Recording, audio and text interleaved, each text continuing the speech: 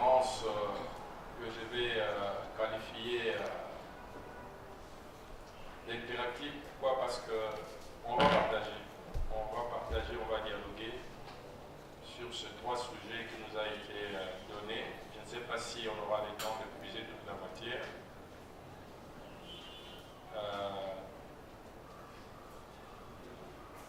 Je me présente, je suis Georges Police, pour les chats.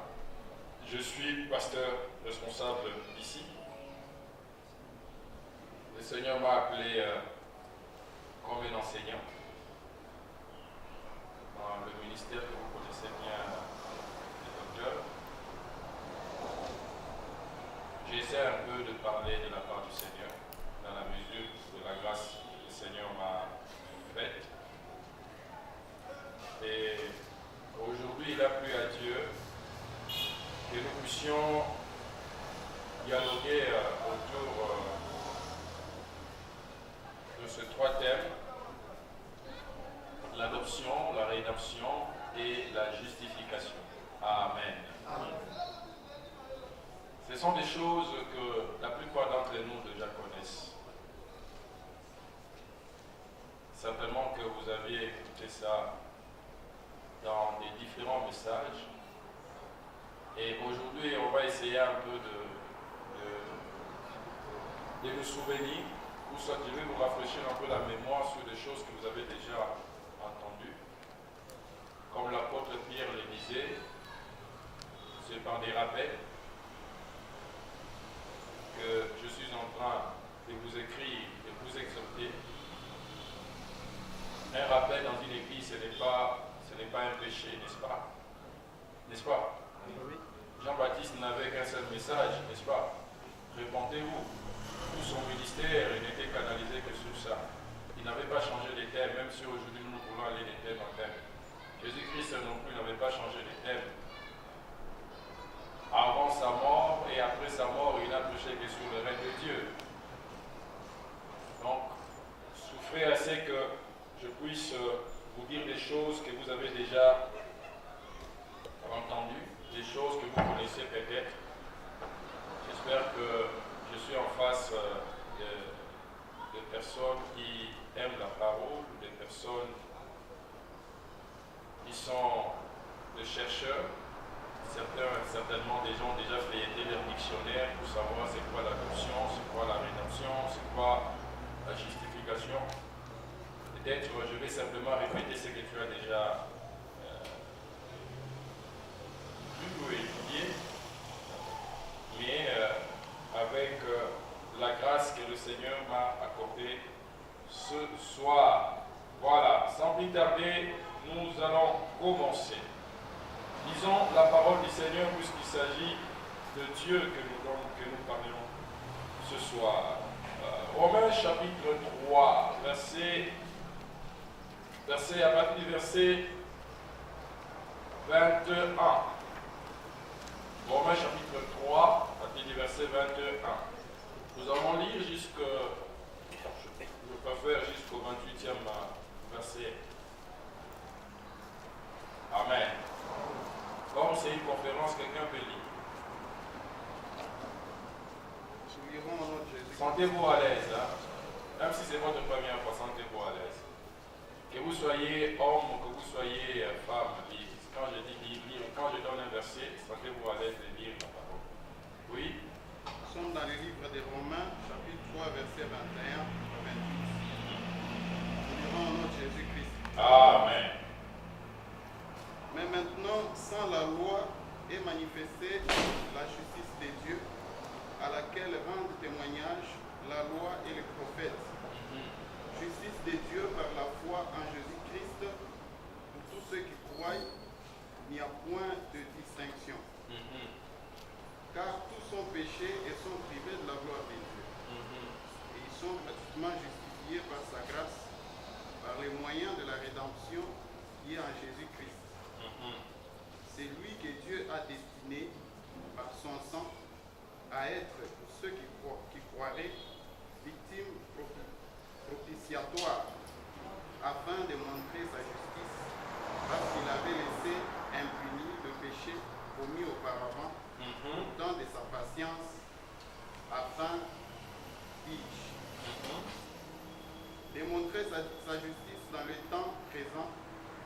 de manière à être juste, tout en justifiant celui qui a la foi en Jésus. Où donc est le sujet de se glorifier? Il est exclu. Par quelle loi? Par la loi des œuvres? Non, mais par la loi de la foi. Car nous pensons que l'homme est justifié par la foi sans les œuvres de la loi. Amen. Amen. Amen. Les ministres de Dieu, les hommes de Dieu, je vous dis bonsoir spécialement. Bonsoir. Pour vous honorer. Donc, en lisant déjà ces passages, vous avez la réponse déjà de deux thèmes qui nous intéressent sur la justification et la rédemption. Rien qu'en lisant, vous pouvez directement comprendre c'est quoi la rédemption, c'est quoi la justification. Mais vous savez, lorsqu'on vous donne trois thèmes comme ça, le premier réflexe qui vient à l'esprit, c'est de pouvoir faire une intercession, de pouvoir faire une relation entre les trois thèmes, parce que les trois thèmes ne sont jamais donnés au hasard. Amen. Amen. Amen. Parce que l'autel de l'Holocauste avait quatre faces. C'est-à-dire chaque face devait avoir une signification. La première des choses, c'est de pouvoir interrelier ces trois thèmes, l'adoption, la justification et la rédemption. Malheureusement, je n'ai pas un tableau ici. J'ai pu faire un petit schéma. Et à partir de ces schémas-là, peut-être faire un développement. Donc à cela, si ce n'est pas mon tableau, on a oublié d'amener mon petit tableau là. Bon, le temps qu'on nous amène ce petit tableau, je vais commencer par la rédemption d'abord. Je vais essayer un peu d'invertir un peu l'ordre du sujet qui était mentionné dans vos invitations. Je préfère commencer par la rédemption. Je préfère commencer par la rédemption tout simplement parce que la rédemption est la clé de la justification et de l'adoption dans sa première phase. La rédemption dans sa première phase, c'est la clé de la justification et de l'adoption dans sa signification première. Pourquoi je dis signification première? Parce que la rédemption a deux dimensions. La première dimension, c'est la dimension que j'appelle ex ante. Ex ante, ça veut dire c'est une dimension qui est antérieure. C'est-à-dire la première signification que je donnerai de la rédemption, c'est une signification, une définition antérieure. Et la deuxième définition que je donnerai de la rédemption, c'est une définition ex post ou postérieure. Amen. Quelqu'un m'a suivi? Ex ante, ex post.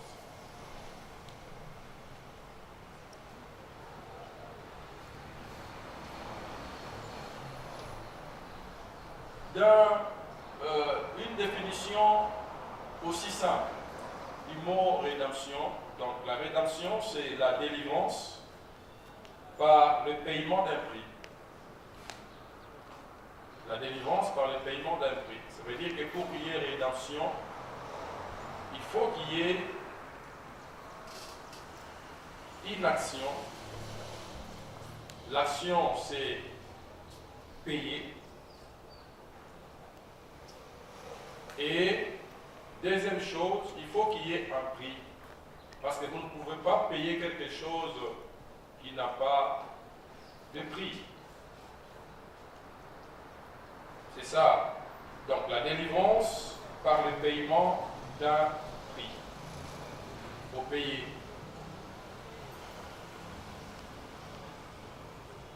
Et en lisant les Écritures, comme vous le savez que la Bible a été écrite dans deux langues. Il y a l'araméen pour l'Ancien Testament et il y a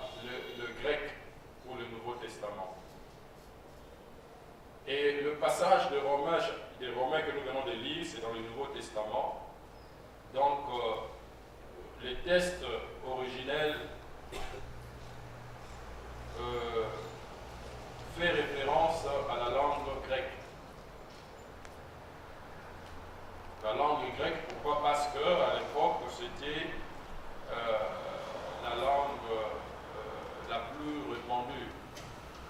Cela date depuis le royaume médo-perse. Le royaume médo-perse, c'était la partie qui venait après la tête d'or de la statue que Nebuchadnezzar avait rêvée. Je ne vais pas parler d'eschatologie, mais je ferai quand même allusion à certaines choses qui vont concerner l'eschatologie. Voilà. Nebuchadnezzar dans Daniel, dans le livre de Daniel, avait fait un songe. Il avait perdu ces songes-là. Vous connaissez ça, Daniel chapitre 2. Et dans ces songes que Daniel avait restitués et interprétés, il y avait une grande statue qui avait plusieurs parties. Il y avait la tête d'or et la poitrine qui était la poitrine de rat.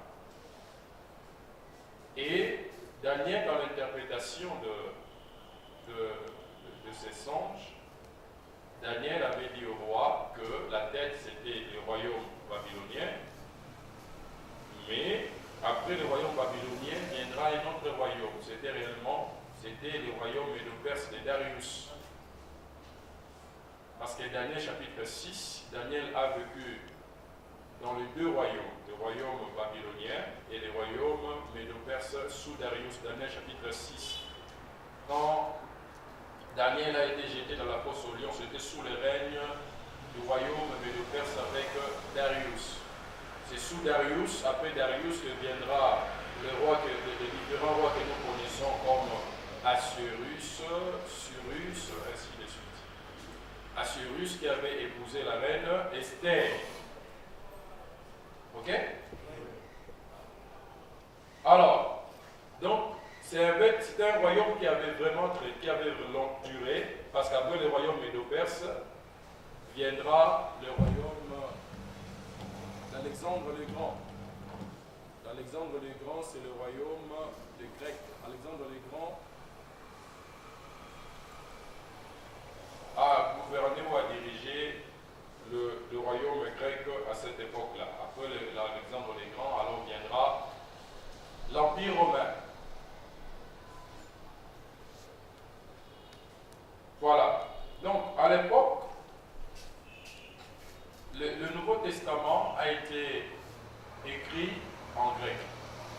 Alors, parler de la rédemption, le mot rédemption, bien que nous l'avons défini comme étant la délivrance par le paiement d'un prix, mais ça tire son origine du grec. Et dans le grec, la rédemption fait allusion à trois concepts.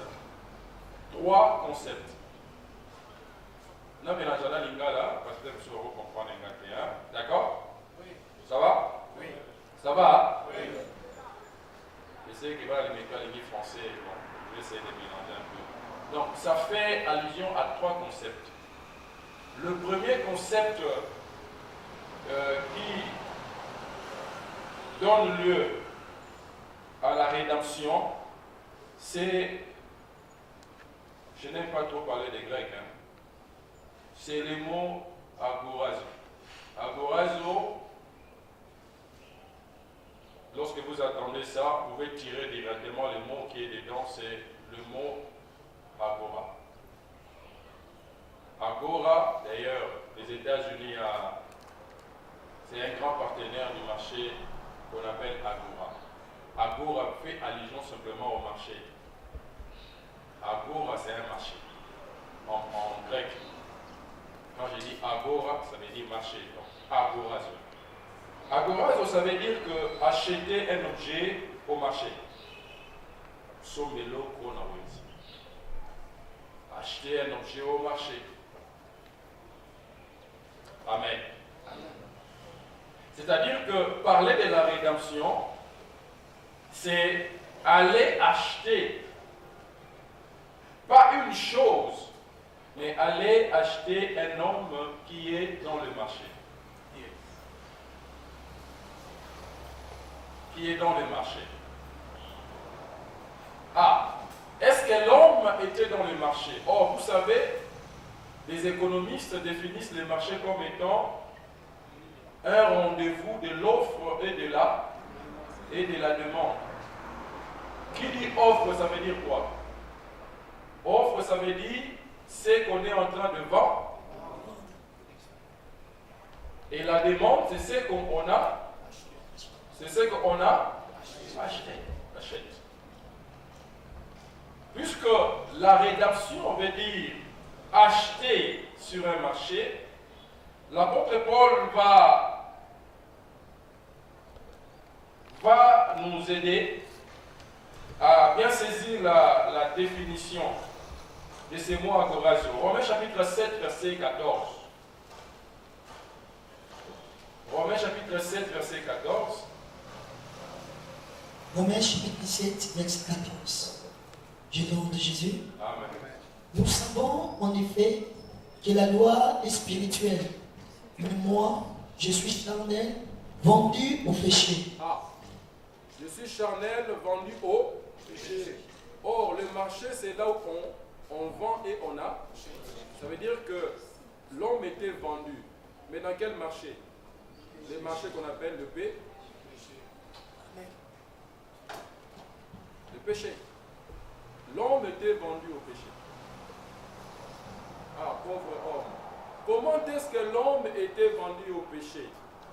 Il me faut encore une autre conférence pour vous expliquer ce qu'on appelle péché, le péché au singulier et le péché au pluriel. Parce que si je vais commencer à expliquer ça ici, ça va faire un autre thème. Mais je vais essayer de synthétiser. Il y a la différence entre le péché singulier et le péché pluriel. Le péché singulier, c'est ce qui est lié à la nature adamique. Ok? Tous ont péché et sont privés de la gloire de qui? De Dieu. Ce qui est lié à la nature adamique. Psaume chapitre 51, du premier verset jusqu'au 7e verset, David dira: ma mère m'a conçu dans l'iniquité. Napotama namasou.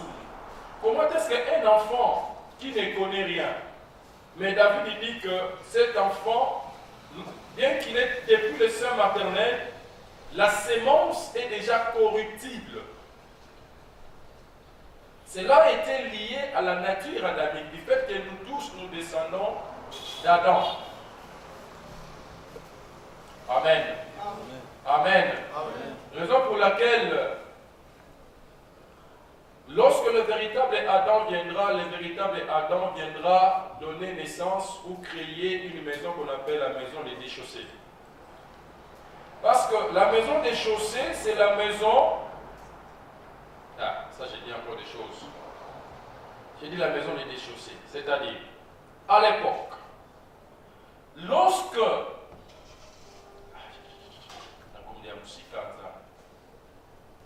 Retenez seulement ces mots-là, la maison des déchaussés, je vais revenir. D'accord? Ok, je vais revenir.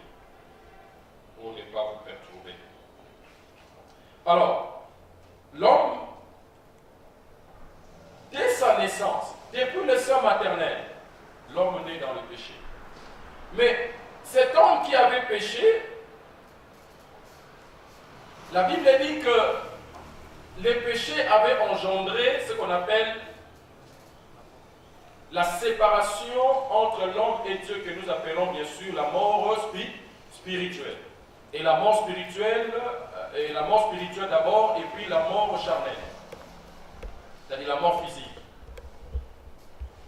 Alors, depuis que Adam avait péché, jusqu'au temps de Moïse, avant que la loi ne soit donnée, l'homme était lié au péché adamique. C'est-à-dire que l'homme pouvait convoiter. l'homme pouvait mentir, l'homme pouvait faire des choses, mais Dieu ne lui imputait pas les actes ou les œuvres que cet homme posait. Mais simplement, l'homme était condamné du fait que son ancêtre avait péché et que toute semence qui était issue de cet ancêtre était déjà corrompue. Maintenant, quand Dieu viendra pour donner la loi à Moïse, l'apôtre Paul a dit que la loi en soi est sainte, la loi est juste, mais c'est moi qui suis vendu au péché. Cette loi, lorsqu'elle a été en face des humains, la loi a suscité en l'homme tout ce que nous appelons la convoitise. À telle enseigne que l'homme qui pouvait convoiter avant la loi et que Dieu ne pouvait pas lui imputer les actes mauvais qu'il commettait, maintenant que la loi est là, la loi commença à condamner l'homme. C'est-à-dire, si tu convoites, la loi te dit que tu ne convoiteras pas, tu ne feras pas ceci, tu ne feras pas ça, tu ne feras pas ça. Du fait qu'il y a la loi, et que l'homme en lui, il y avait toutes sortes de désirs, mais qui ne se manifestaient pas avant la loi, et que maintenant la loi est là, le péché de l'homme a commencé à se multiplier.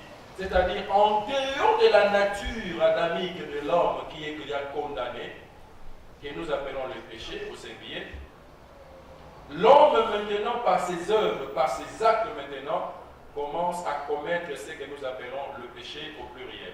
C'est là où l'apôtre Paul dit que là où le péché abonde, la grâce a fait quoi? Pourquoi il dit que là où le péché abonde? Le péché a abondé, c'est grâce à la loi. S'il n'y avait pas la loi, le péché n'allait pas abonder. C'est-à-dire que l'homme pouvait faire ses mauvais actes, mais il était simplement lié au péché d'Adam. Mais du fait que la loi est maintenant là, l'homme, lorsqu'il pose un acte, c'est là où je vais ouvrir une parenthèse. Bon, il y a certains prédicateurs qui disent que voilà, je peux mentir parce qu'Abraham avait menti. Abraham avait menti avant la loi. Hein? C'était avant la loi. Il n'y avait pas encore de loi. Quelle est cette loi qui condamnait Abraham de ne pas mentir? Dis-moi. Est-ce que dans Genèse, il y a une loi où tu avais dit que tu ne mentiras pas? Est-ce qu'il y en avait? Tu as déjà dit ça? Est-ce que, avant Exode 1 jusqu'à Exode 19, est-ce qu'il y a une loi qui te dit que tu ne mentiras pas? Une loi spirituelle qui est la loi de la foi, cette loi n'était pas brisée. Parce que Dieu a donné à Moïse la loi en deux étapes. La première, quand Moïse avait brisé ça, c'est-à-dire l'homme était coupable devant la loi.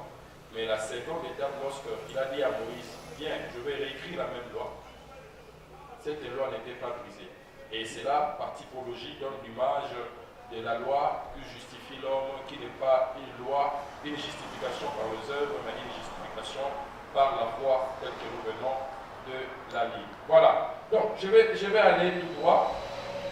Agoraz, ça veut dire acheter un objet sur le marché. L'homme était considéré comme un esclave, vendu au péché. Romains 7, verset 14. L'homme était un condamné à mort. Un condamné à mort. Ézéchiel 18, verset 4. L'âme qui pêche est celle qui mourra. Romains chapitre 6, verset 23. Vous pouvez aussi lire ça. Si on veut tout lire, on risque de perdre trop de temps. Car le salaire du péché, c'est la mort. Mais le don gratuit de Dieu, c'est la vie éternelle en Jésus-Christ, notre Seigneur. Mais cet homme qui était vendu au péché était susceptible d'être racheté au prix du sang de Christ, qui est le Rédempteur. 1 Corinthiens chapitre 6, verset 20.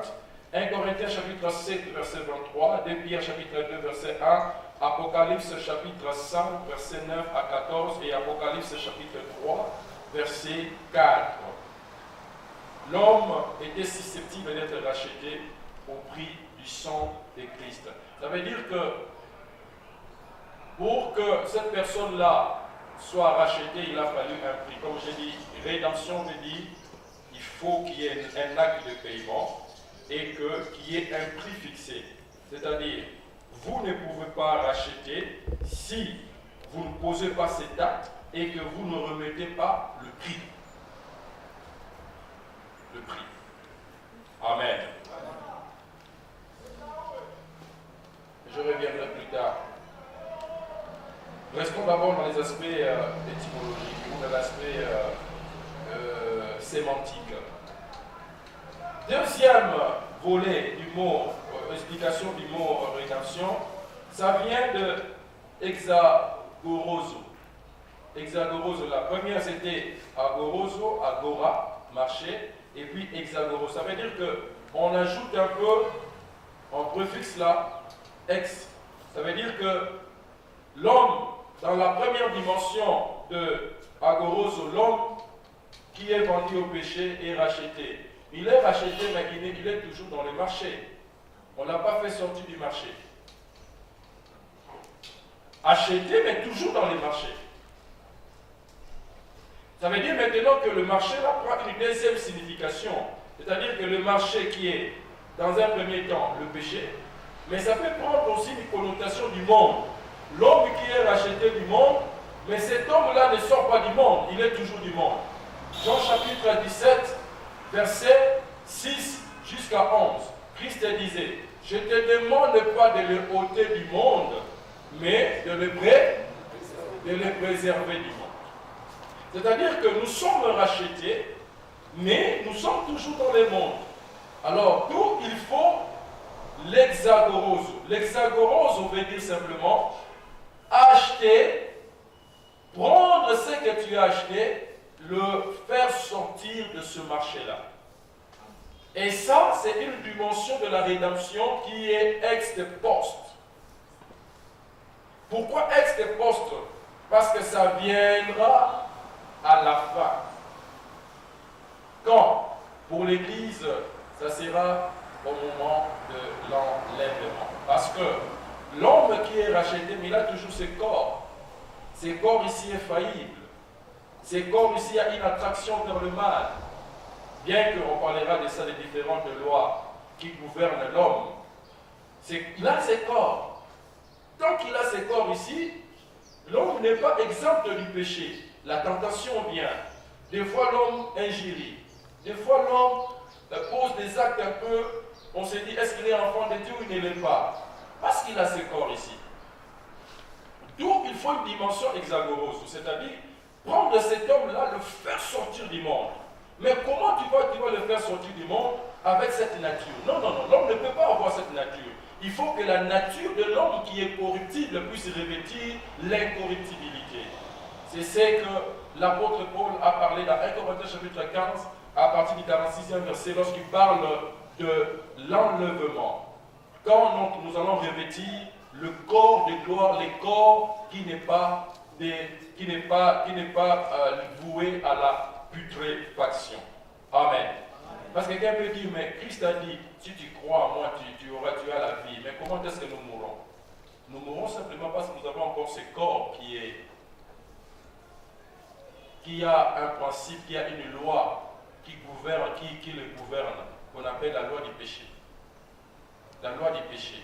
Mais gloire soit rendue à Dieu pour tous ceux qui sont nés de nouveau, tous ceux qui sont nés de nouveau, bien que la loi du péché gouverne leur corps, mais ils ont au-dessus de cette loi ce que nous appelons la loi de l'esprit de vie de Christ. À telle enseigne que le corps peut te dire, commet l'impudicité, mais le Saint-Esprit va inhiber, va détruire ses sentiments, afin que ton corps soit conservé sain. Voilà pourquoi la sainteté n'est pas les efforts de l'homme. N'est pas les efforts de l'homme. La sainteté, c'est ce que le Saint-Esprit produit en nous comme fruit. C'est-à-dire, toi là, tel que tu es là, tu ne sauras jamais te conserver sain. Mais c'est le Saint-Esprit qui te conservera sain. D'accord? Regarde.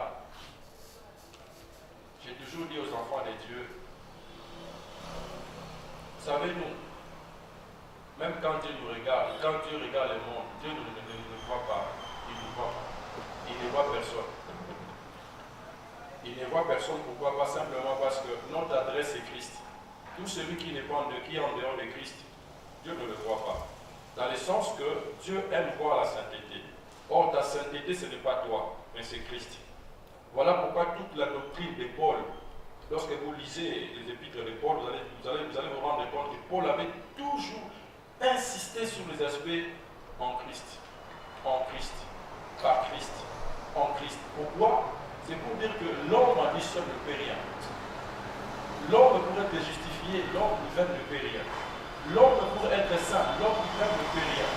L'homme par ses œuvres ne fait rien. Il faut que cette personne-là soit en Christ. Ceux qui sont en Christ sont devenus nouvelles créatures. Donc, l'homme qu'on a acheté, on doit l'amener maintenant hors du marché. C'est-à-dire, on doit les soustraire de toute transaction du monde.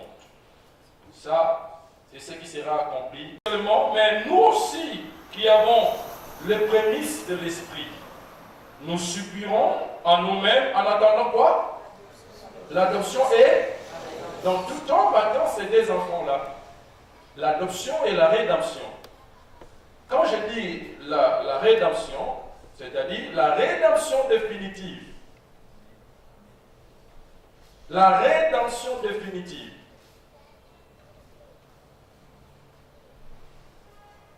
Éphésiens chapitre 1er, verset 14.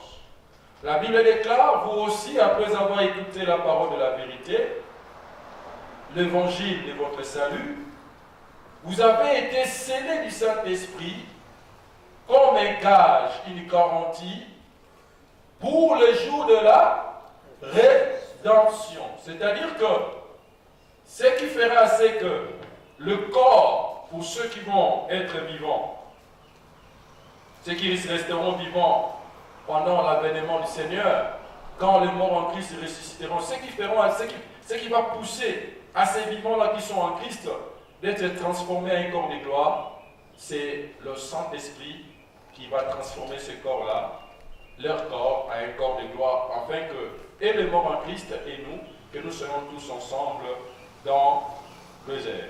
Amen. C'est ça l'aspect hexagoreux de la rédemption. Troisième aspect de la rédemption, c'est l'aspect que nous appelons le loup, que le commentateur appelle le lutrao. Lutrao. Lutrao, ça veut dire simplement détacher ou rendre libre. Détacher, rendre libre. Ça veut dire que ça, c'est un aspect de la délivrance. Un aspect de la délivrance. C'est-à-dire la personne, lorsque vous lisez par exemple le livre du prophète Ésaïe, où on parle de mon rédempteur, mon rédempteur, mon rédempteur, mon rédempteur, le Seigneur est en train d'annoncer la délivrance pour son peuple. Tout celui qui est en Christ, il est déjà affranchi de ses péchés, il est libre, mais il s'est fait que l'homme peut voir certains domaines de sa vie être bloqués. Alors, le Seigneur intervient comme étant le lutrao, dans l'aspect lutrao, comme étant le rédempteur, celui qui lui apporte la délivrance. C'est comme vous êtes propriétaire d'une maison et que vous avez un locataire qui ne veut pas quitter votre maison. Il ne veut pas quitter votre maison. Qu'est-ce que tu feras? Je peux amener les policiers, je dis à Bio, allez, viva! Amen. Amen. Vous pouvez lire Psaume chapitre, Psaume chapitre 130, verset 7, où on parle de cet aspect, le trao, la délivrance, le détachement, ou l'aspect de rendre libre une personne. Voilà. Alors, nous avions dit que la rédemption, c'est la délivrance par le paiement d'un prix. Elle est susceptible, c'est-à-dire la personne qui est vendue au péché est susceptible d'être rachetée au prix du sang de Christ qui est le Rédempteur. Qui est le Rédempteur. Quelqu'un me posera la question de savoir, prédicateur, dis-nous un peu. Job a dit, Job chapitre 19, verset 25, je sais que mon Rédempteur est, il s'élèvera il y a toute la réponse, c'est-à-dire C'est-à-dire, quand Job parlait de la rédemption, il parlait de l'aspect hexagoroso, c'est-à-dire, il voyait le Rédempteur qui va donner vie à son corps. Or, son corps était en train de se putréfier. Il avait des ulcères. Il voyait, il dit qu'il s'élèvera les derniers. Pourquoi il s'élèvera les derniers? Parce que la rédemption dans son aspect hexagoroso, c'est une rédemption qui se manifestera pendant l'avènement du Christ de l'homme au moment de l'enlèvement. Mais nous devons savoir une chose. Lorsque vous lisez la parole de Dieu, vous allez voir, par exemple, l'histoire de Ruth avec Boaz. Vous aimez bien cette histoire, c'est riche en révélations. Riche en révélations. Vous pouvez lire aussi Ésaïe chapitre 51, verset 20. Ésaïe 51, verset 20, où on parle de la rédemption, on parle du Rédempteur. L'aspect que nous avons évoqué ici, c'est dans le Nouveau Testament, où nous avions essayé de donner les sens, les trois sens du mot rédemption. Mais dans l'Ancien Testament, lorsqu'on parle de la rédemption, où on parle du Rédempteur, ça venait, comme j'ai dit que ça vient, l'Ancien Testament a été écrit en hébreu. On parlait de celui que l'hébreu appelle Goël. Goël veut dire le Rédempteur. Par exemple, Boaz était un Goël. La loi de Moïse dans Lévitique chapitre 25, verset 25 jusqu'à 48, lorsque vous lisez cela, on parle par exemple du droit de rachat. C'est-à-dire, pour qu'il y ait la rédemption, il faut payer les prix. N'est-ce pas? Il faut payer les prix. Parce que vous allez dans le marché. L'homme qui est déjà vendu au péché, vous le rachetez. L'homme est racheté par le sang, est racheté par Christ. Mais Christ doit payer un prix. Le prix qu'il doit payer, c'est quoi? C'est le sang. Que nous venons de lire dans Romains chapitre 3. Par le moyen de la rédemption, par son sang, Christ a payé les prix pour nous racheter. Il a payé les prix. Alors, en Israël, il y avait une loi qui essayait un peu une loi qui essayait un peu de définir les modalités de rachat. Et parmi les modalités de rachat qu'une personne pouvait racheter, par exemple un champ, l'homme ne pouvait pas simplement racheter un champ, mais lorsqu'il y avait, par exemple dans le cas de Ruth qui était la Moabite, sa belle-mère s'appelait comment? S'appelait comment? Naomi. Naomi, son mari s'appelait comment? Elimelech, n'est-ce pas? Amen.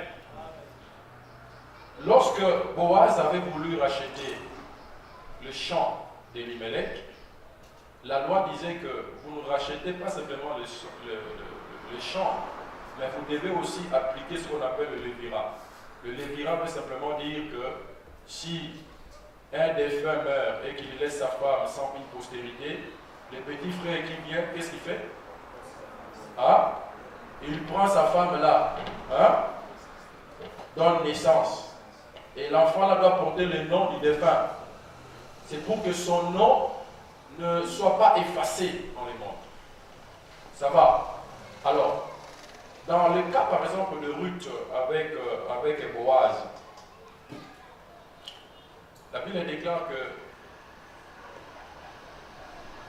ce n'était pas Boaz qui était la personne attitrée pour racheter, parce qu'il y avait quelqu'un qui était plus proche de lui, qui devait racheter les champs de Elimelech et aussi essayer de respecter la loi de Lévira, c'est-à-dire prendre le rite en mariage. Mais comme la personne avait refusé parce qu'il ne voulait pas prendre le rite en mariage, il voulait le champ, mais il ne voulait pas prendre le rite en mariage, Boaz a récupéré, Ruth a récupéré aussi les champs. Mais ce qui est important dans ces récits ici, dans Ruth chapitre 4, ce qui est important est que on dit que la personne qui devait racheter devait être un proche, retenez ça très bien. Ça, retenez ça très bien. Un proche parent. Si vous voyez, vous comprenez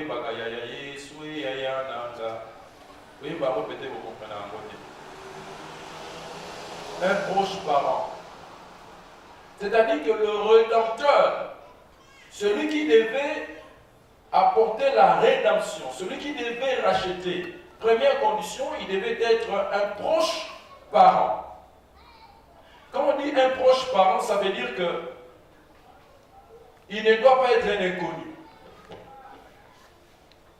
C'est-à-dire c'est quelqu'un qui doit être au milieu de ses frères, qui doit être de la famille. Raison pour laquelle Jésus-Christ n'est pas venu comme un inconnu. Il est issu d'une descendance. De quelle descendance? Matthieu chapitre 1, verset 1. Postérité de Jésus-Christ, fils de qui? Fils de David, fils d'Abraham, fils de David. Pourquoi? Vous savez, si tu n'as jamais cru en Jésus-Christ comme étant un frère, tu as un problème. Jésus-Christ, pour sauver l'humanité, il devait venir sous l'aspect d'un frère. C'est-à-dire un proche parent. C'est-à-dire quelqu'un de ta famille.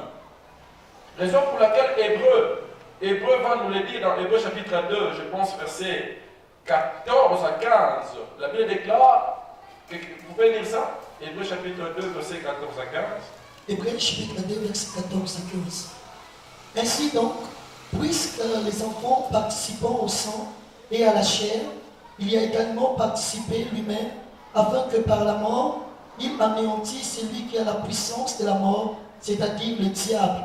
Merci. C'est-à-dire que Christ devait revêtir la chair,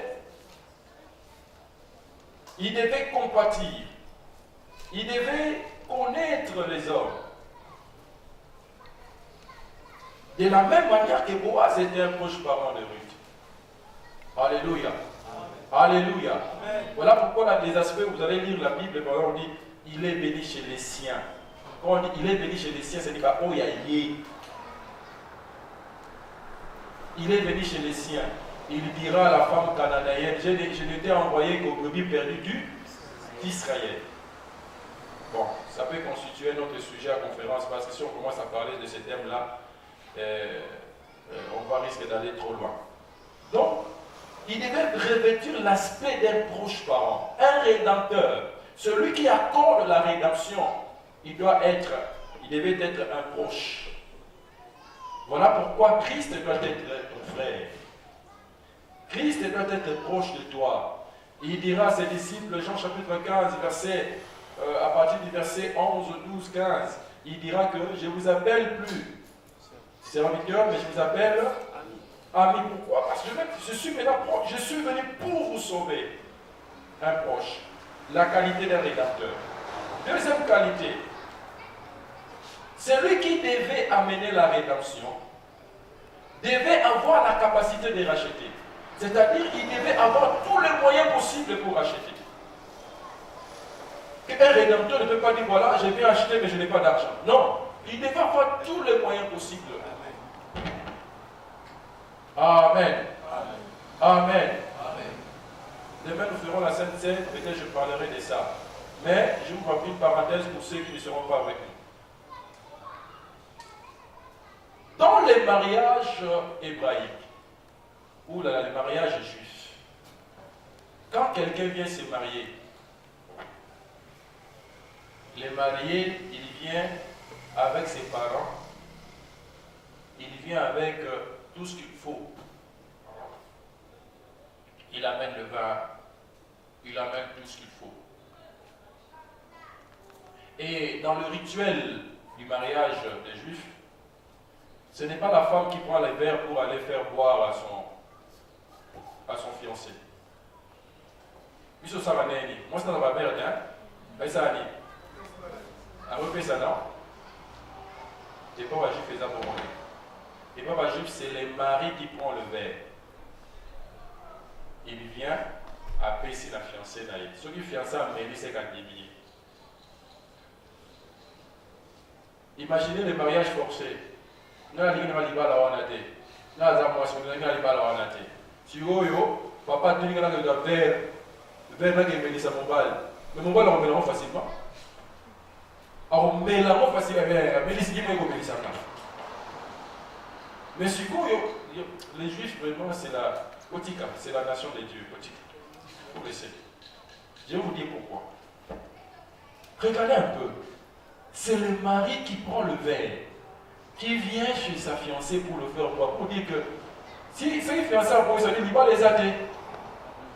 N'est-ce pas? En tant que tel, on donne la liberté à la fille de choisir si réellement il veut de cet homme-là. Raison pour laquelle Jésus-Christ, pour montrer qu'il était le rédempteur, il avait pris la coupe. Amen. Il a pris la coupe. Il a dit, buvez-en. Ceci est le sang de... Quand on dit nouvelle alliance, ça veut dire nouveau engagement. C'est un engagement, c'est un mariage.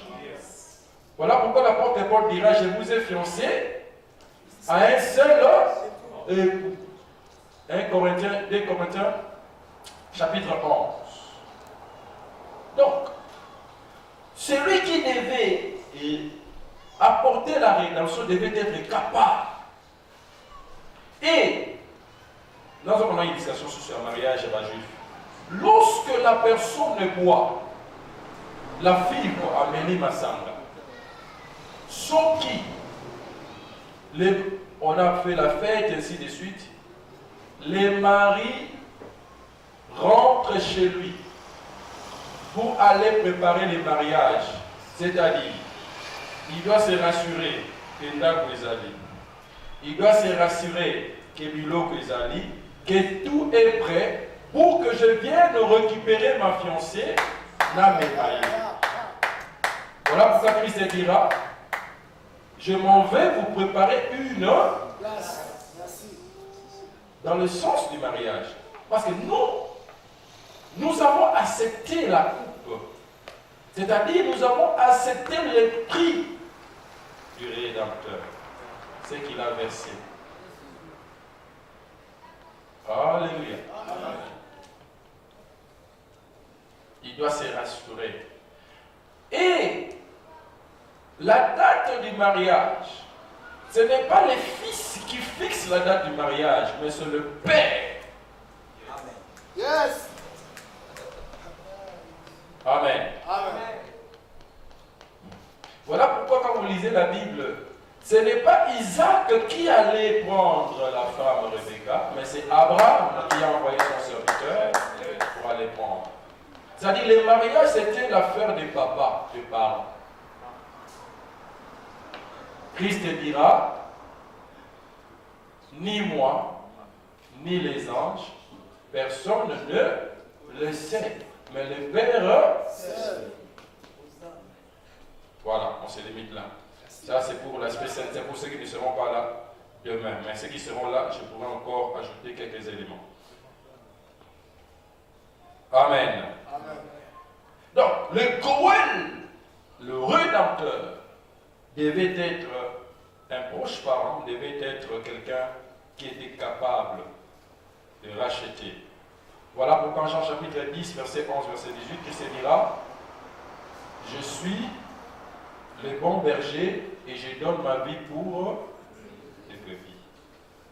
Matthieu chapitre 20, verset 28, Christ dira que je suis venu dans le monde pour servir des rançons. Le rançon, c'est quoi? C'est les prix qu'on paye pour racheter. Et Christ a été un rançon pour nous racheter du péché. Alléluia. Les rédempteurs devaient rendre effectif, la rédemption était rendue effective, lorsque le Goël ou le rédempteur s'acquittait de la totalité de la somme due pour le rachat. Il ne pouvait pas dire dans Foutinda, non, pas que Satan n'envoya. Alléluia. Raison pour laquelle Christ avait dit tout est accompli. Donc la rédemption, Christ a payé les prix intégralement. Maintenant, la personne qui cédait la propriété qui devait être rachetée par les Goël devait poser un signe. Et le signe qu'il devait poser, il devait prendre sa chaussure, faire quoi? Donner au Goël. N'est-ce pas? Je sais que tu veux que tu me parles à Jean-Baptiste, mais je ne vais pas aller là-bas. Parce que je ne suis pas dit de délier les courroies de ton soulier et tout ça. Je vais changer la forme de ces prédications un peu, pour la circonstance simplement. La Bible déclare, puisqu'on devait racheter et le champ et la personne, si par rapport au lévira, et que la personne se sentait incapable, la femme devait se lever pour dire, c'est un homme incapable, il a confisqué au sapato, a craché le yo, a voir qu'il y a une. C'est-à-dire que lui, la maison de déchaussée. Pourquoi? Tu n'es pas digne d'opérer un rachat, de faire le rachat. Jean-Baptiste avait voulu que Christ puisse le baptiser. En d'autres termes, il avait voulu que Christ puisse prendre ses sandales. C'est ça. Christ a dit non. Faisons ce qui est juste. En d'autres termes, tous ceux qui ont cru au Seigneur, on ne va pas à Jésus. Avec les déchaussés, nous sommes aussi la maison des déchaussés. Pourquoi? Parce que, en d'autres termes, on voulait demander à Christ de faire comme le premier Adam. Oui, c'est-à-dire, la défaite, je devais donner naissance avec la défaite, afin d'engendrer une postérité à mon frère qui est Adam, le premier Adam. Or, le premier Adam, il a péché, c'est la nature pécheresse. Christ a dit non. Je ne veux pas aller dans ce sens-là. Moi, je suis venu pour ne pas relever ce que Adam a fait, ou pour ne pas continuer ce que Adam a fait, mais je suis venu pour donner naissance à une nouvelle génération. C'est-à-dire qu'ils ne sont pas de la nature adamique terrestre, mais qui sont du véritable Adam qui est céleste. Quelqu'un m'a compris? Amen. C'est ça un peu la typologie. Hein? La typologie, on peut prendre ça dans plusieurs sens. Pam. Je peux prendre la maison des déchaussés, la terre, la maison à Christ, là-bas, le cerveau, je ramène, pourvu que je ramène ça à Christ. Ça veut dire que, vous savez, c'est cette maison des déchaussés, quand j'étais en train de préparer ce message, le Seigneur me l'a donné, il l'aimerait avec Jésus-Christ n'est pas venu continuer ce que Adam avait fait. Mais il est venu mettre un terme à ce qu'Adam avait fait, afin de donner naissance à une nouvelle génération. Raison pour laquelle il dira à Nicodème, personne ne peut avoir le royaume de Dieu, entrer le royaume s'il est né de... C'est-à-dire qu'il faut recommencer. Alléluia. Où est mon tableau? C'est l'évolution? Non, c'est pas grave, bon, ça va. Donc, pour couper court, je vais vous laisser le temps de me poser des questions parce que je ne saurais pas tout finir là, excusez-moi. Je ne saurais pas tout finir. Donc, en premier lieu d'abord, il faut qu'il y ait la rédemption. S'il n'y a pas la rédemption, ça ne sert à rien que nous parlons de la justification. S'il n'y a pas la rédemption, ça ne sert à rien que nous parlons aussi de l'adoption. Parce que tout commence par là. Il faut d'abord que le sang tombe. Il faut que le sang coule. Depuis le jardin d'Éden, Christ, le Seigneur avait dit, Genèse chapitre 3, verset 15, la postérité de la femme, vous connaissez les versets, écrasera la tête, le baissera les talons. Mais il a dit cela, il avait déjà commencé à racheter cet homme-là, en prenant la peau de l'animal, a vomi, papa, a dit, Osoana, à la dissillé. Pierre par révélation et Jean par révélation, ils parleront de l'agneau qui a été immolé avant la fondation du... du monde. Bon, si on veut aussi développer avant la fondation du monde, ça veut dire quoi? Ça va faire sujet d'une autre conférence, parce que des fois les gens ne comprennent pas ça. Alors, s'il y a déjà la rédemption, c'est-à-dire le sang a été déjà versé, le prix a été déjà payé. Maintenant, la justification va être quoi? Mais la justification, c'est ça. Tout celui qui croit à l'œuvre de la rédemption, il tombe dans la justification, il est justifié. Pourquoi? Parce que dans le temps, la justification, c'était le fait d'être juste à l'égard de la loi, c'est-à-dire les œuvres de la personne. Il faut que la personne accomplisse les œuvres pour être déclarée juste. Pour être déclarée juste. Or, Ecclésiaste chapitre, si j'ai la bonne mémoire, 7, verset 20, Salomon dit, il n'y a aucun juste ici-bas. Il dit, il n'y a aucun juste. Mais ça c'était dans la période de la loi. Parce que personne ne pouvait satisfaire aux exigences de la loi. L'apôtre nous l'a révélé avec 1 Romains chapitre 7, verset 14 à 15, lorsqu'il dit que la loi est sainte. La loi est juste, spirituelle, mais moi, je suis péché. Or, la loi, c'était pour justifier. C'est-à-dire, lorsque la personne se conforme à la loi, il est justifié. Mais personne n'est juste. Mais, comment est-ce que la personne va devenir juste? Mais il faut qu'il croie, il faut qu'il y ait d'abord d'une part la rédemption, l'œuvre de la rédemption. Raison pour laquelle Christ à la croix, il dira, tout est accompli. Accompli par rapport à quoi? C'est la loi qu'il a accomplie. Un jour, il parle avec ses disciples, avec les pharisiens, il dit, vous pensez que je suis venu abolir la loi? Je ne suis pas venu l'abolir, je suis venu faire quoi? Accomplir. Raison pour laquelle il dira, tout est accompli. Oh, bon, cher évangéliste,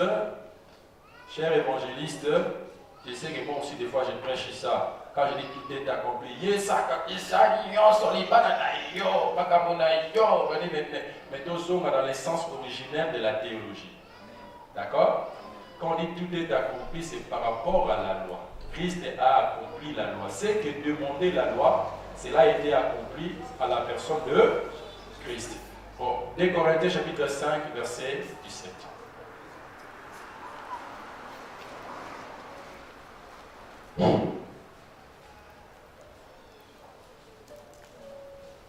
Lisez. 2 Corinthiens chapitre 5, le verset 17. Si quelqu'un est en Christ, il est une nouvelle créature. Les choses anciennes sont passées, voici toutes choses sont devenues nouvelles. Merci. C'est ça, c'est 2 Corinthiens chapitre 5, verset 17. Voilà, c'est très bien. Je vais vous donner, lisez maintenant 2 Corinthiens chapitre 5, verset 21. 2 Corinthiens chapitre 5, le verset 21.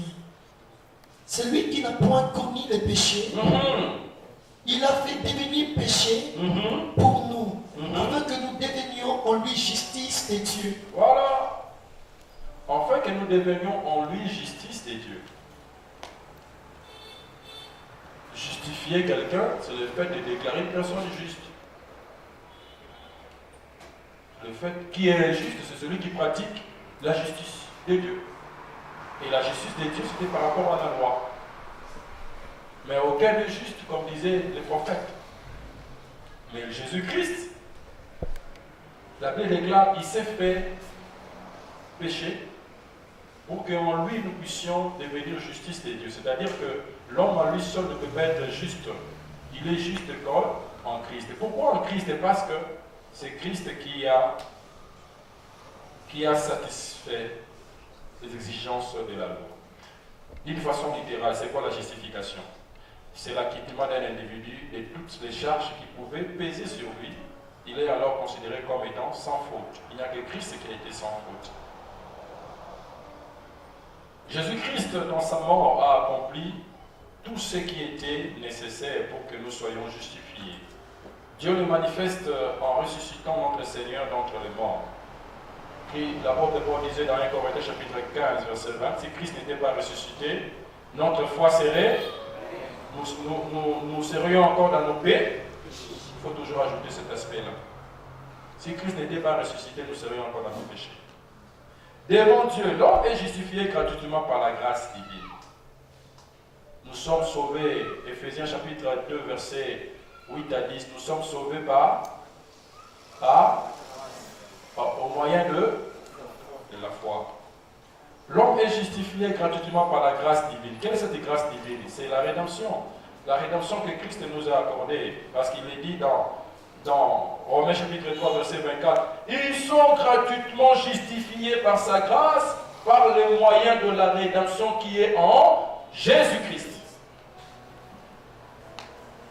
L'homme, par la foi, l'homme est justifié. L'homme, pourquoi on dit par la foi, cela ne veut pas dire au Kenya Dubaï, Amen. Au Kenya Chine, Amen. Au Robala, Amen. Ce n'est pas ça la foi dont on parle. On dit la foi dans l'œuvre rédemptrice. Dans l'œuvre rédemptrice. Tout celui qui croit à cette œuvre-là, qui a foi à cela, à tous ceux qui l'ont reçu, qui croient en son nom, il leur a donné le pouvoir de devenir.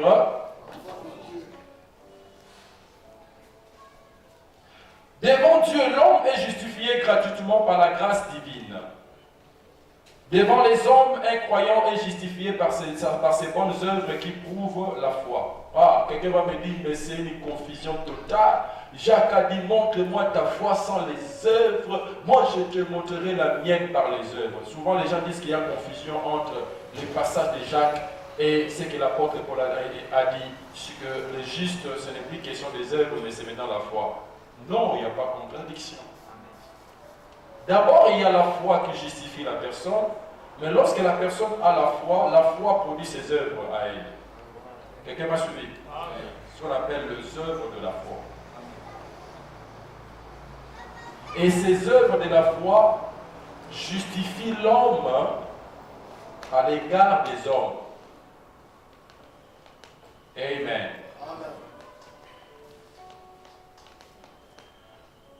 La justification est un acte d'imputation divine et non la reconnaissance de la justice personnelle de l'homme. C'est un acte d'imputation. C'est-à-dire que l'homme, ce n'est pas l'homme. Ce n'est pas l'homme qui fait ses efforts pour devenir juste. Mais il y trouve sa justice en Jésus-Christ. Le fait d'être en Jésus-Christ, l'homme est déclaré juste. La justification provient de la grâce. La justification émane de l'œuvre rédemptrice et propitiatoire de Christ qui a accompli la loi. La justification dépend de la foi et non des œuvres.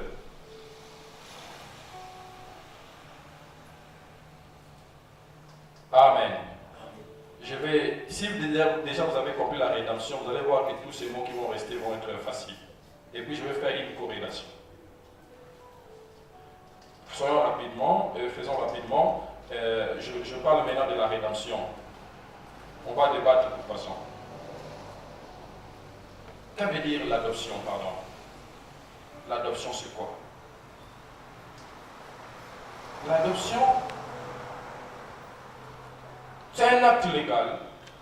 Un acte légal par lequel on accueille quelqu'un comme son propre enfant en le faisant participer aux privilèges inhérents à la famille et conférés par droit de naissance. Quand je dis adoption, ça veut dire un acte par lequel on accueille un enfant et on confère à cet enfant-là le droit d'un enfant, comme votre propre enfant. Voilà un peu de mots. L'adoption. Amen. C'est ça l'adoption. C'est-à-dire qu'un enfant qui est adopté a le même droit que votre propre enfant.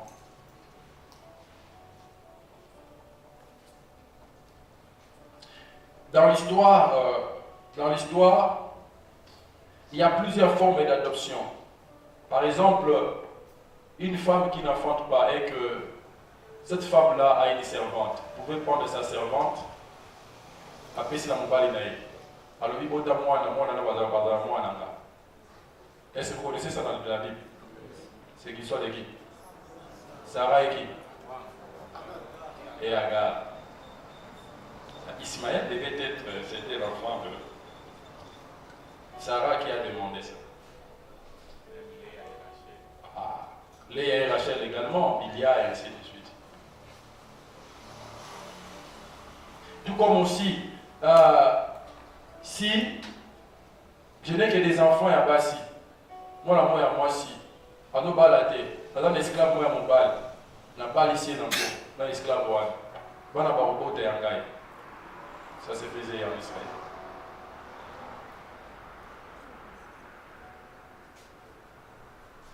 L'adoption constitue l'un des privilèges accordés à Israël. Romains chapitre 9, verset 4. En tant que peuple choisi et adopté comme un fils. Exode chapitre 4, verset 22. Osée chapitre 11, verset 1. L'adoption constitue l'un des privilèges accordés à Israël. Lisez-moi Romains chapitre 9, verset 4.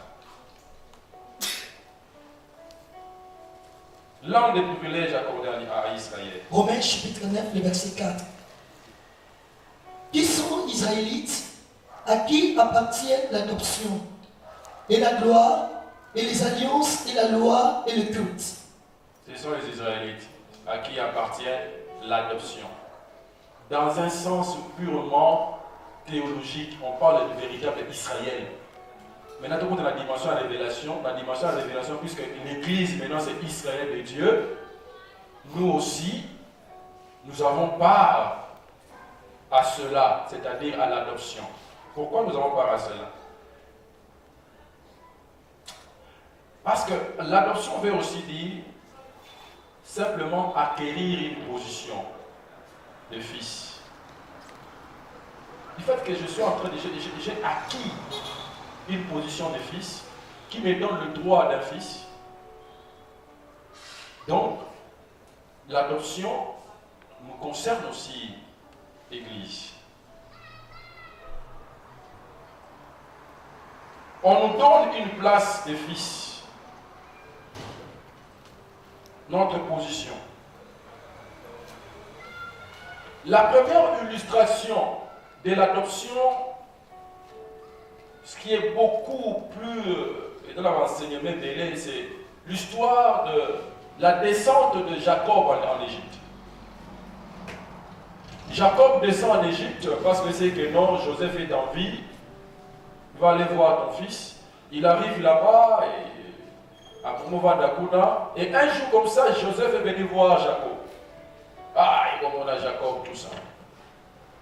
Jacob regarde, il voit deux petits garçons. Il leur dit, il pose la question à Joseph, qui sont-ce? Joseph répliqua, il dira, ce sont les enfants que l'Éternel m'a donnés dans ce pays, Ephraïm et Manassé. Si tu ne savais pas qu'Ephraïm et Manassé étaient des Africains. Moi, dans la Bible, on a Ephraïm, Manassé, voilà, c'est un africain. Juridiquement, c'est un africain, mais dans ma kila, c'est un africain. Sikoyo, ceux qui vont dire des noirs, on va troubler Bino Bamba. Oh, c'est pas yido. Et puis ça va vraiment Manassé d'Ephraïm, il est pas africain. Juridiquement, Moïse était un africain, mais pas dans le sang. Juridiquement, parce qu'il est né en Égypte. Légalement. D'accord? Amen. Mais regardez maintenant. Il présente les deux enfants. Les deux enfants s'approchent du grand-père. Il leur dit ceci. Ce sont des deux enfants à Otamawa, mais moi je les adopte au même titre que Riba, au même titre que Siméon. C'est-à-dire ils ont le même privilège que Siméon, ils ont le même privilège que Ribin. En d'autres termes, il avait remplacé Ribin et Siméon par Ephraïm et Manassé. Pourquoi? Parce que je parlerai, j'ai un enseignement sur la bénédiction des 12 fils de Jacob, ça viendra l'année prochaine. Vous connaissez ce qui était arrivé avec Siméon? et Ribin qui avait découvert la couche de son père. Un enseignement, on peut faire une grande conférence là-dessus.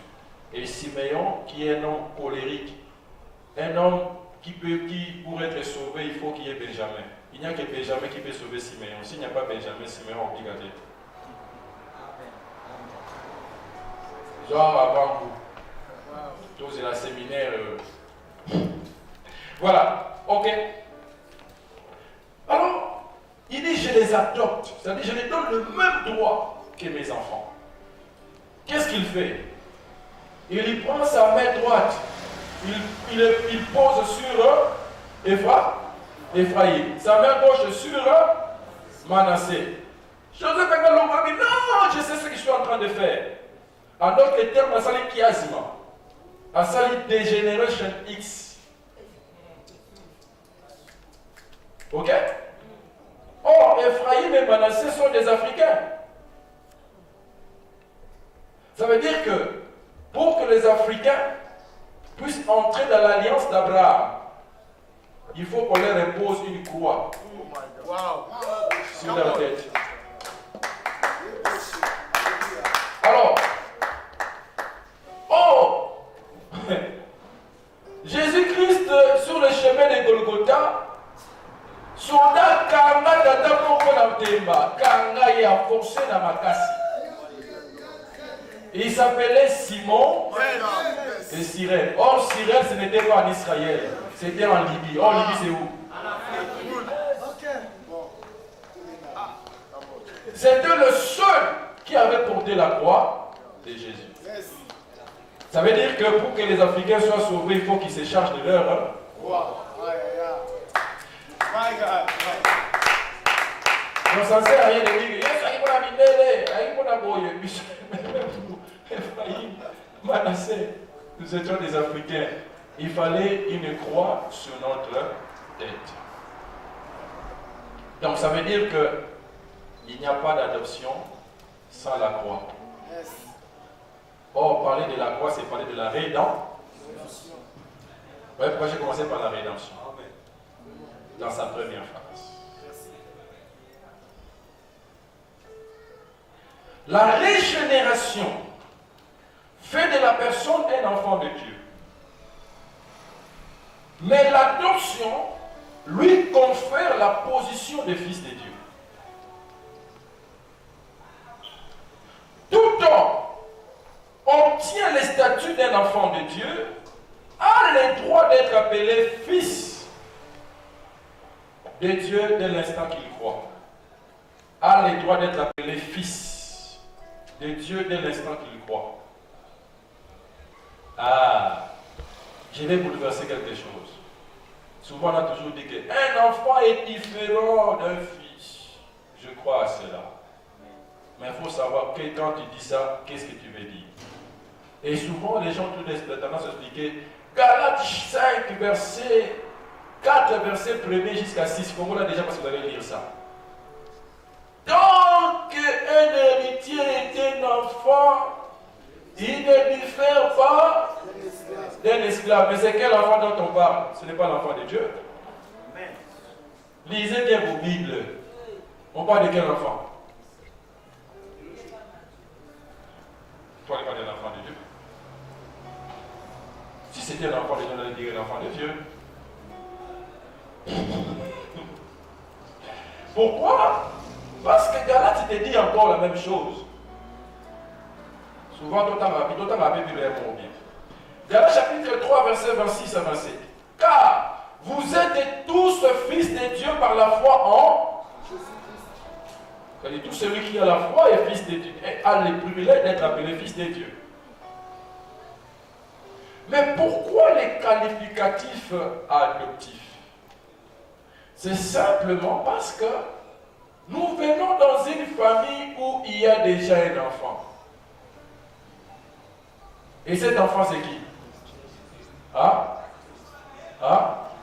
Nous venons dans une famille où il y a déjà un enfant. Cet enfant, c'est qui? Ce n'est pas Israël, c'est Christ. Or, au monde, ils sont parents. Pour que vous ayez la Liban, moi, na wana pour la l'aise. Il faut que moi na akuti na ndako wana kolo mwana asani alimaye. Il doit l'accepter. Ce qui moi wana ndemie dans la konyokola ye. Raison pour laquelle la Bible déclare Dieu a envoyé dans nos cœurs l'esprit de son Fils qui crie Abba. Ça veut dire que pour que tu sois accepté, que tu puisses avoir les statuts de l'adoption, il faut que l'esprit du Fils habite en toi. Parce que ce n'est que l'esprit du Fils qui te donne la possibilité de crier Père. Si tu n'as pas l'esprit du Fils, tu ne peux pas crier Père ou Père sa fils Kanda. Alors tout celui qui a maintenant l'esprit du Fils, puisque le Fils est un héritier, l'enfant là devient qui? Que Dieu vous bénisse, je me limite là. Posez-moi des questions. Parce que si je vais aller dans les détails, au combat, RC et Poussani. On va faire ceci. S'il y a des questions, même si vous avez des éclaircissements, vous pouvez poser votre question. Je ne vais pas répondre en premier lieu. Quelqu'un d'entre nous qui a compris peut répondre. On n'est pas venu démontrer la connaissance. D'accord? D'accord? Quelqu'un ici, personne ne connaît. Nous tous, nous nous efforçons. Il n'y a que le Saint-Esprit qui connaît. Or, le Saint-Esprit là est en moi, et en toi, et en tout le monde. D'accord? L'esprit d'adoption. Alors, si quelqu'un a une question à poser, si quelqu'un peut essayer de répondre et de répondre, et moi je vais toujours à la fin donner ma part de contribution. Merci Président. Merci modérateur. C'est à toi de guider. Est-ce qu'on peut acclamer pour le Seigneur? Est-ce qu'on peut acclamer pour ce Dieu? Acclamez pour le Seigneur.